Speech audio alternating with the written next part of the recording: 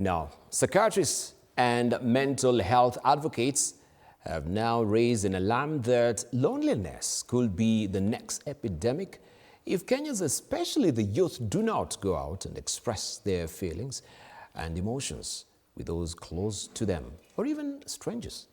Elizabeth Atieno spoke to the health experts and a number of youth and filed the following report.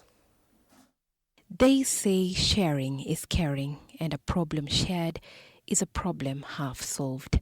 However, a dangerous trend is emerging, especially among the male gender aged between 15 to 29, and that's the sense of loneliness or the feeling of being unloved.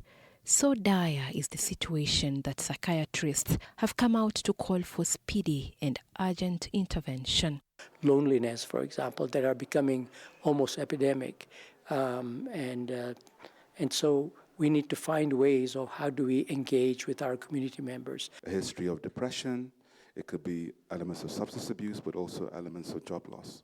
The single biggest change I think will be important is to have more conversations like this, allowing people to be in the room and co-design the solutions. Young people believe that loneliness isn't always about being alone, but rather the feeling that no one truly cares. This highlights the important role the community must play. According to statistics from July 2020, 61% of Kenyans reported experiencing a sense of loneliness. You want teachers who you can confide in, have people who you can trust, but often, most of the times, we don't have this. And I wonder why. Many youth have been propelled to loneliness as they try to blend into the world in a bid to gain a sense of belonging. And although sometimes they might feel that they are surrounded by a huge crowd of people, there is no one they can trust or talk to. How can we give them purpose in life? How can we actually make sure that they have hope for the future? And when you're suffering from a mental health condition,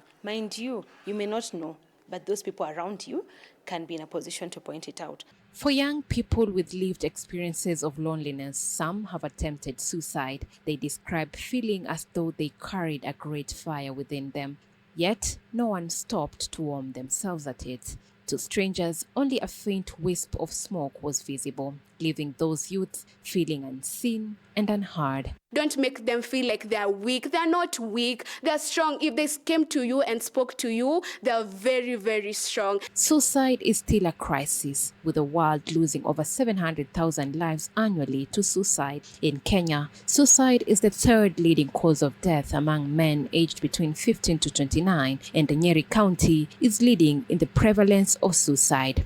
We were getting alarming data from Kisumu and Nyeri, and they were really highlighting about the men.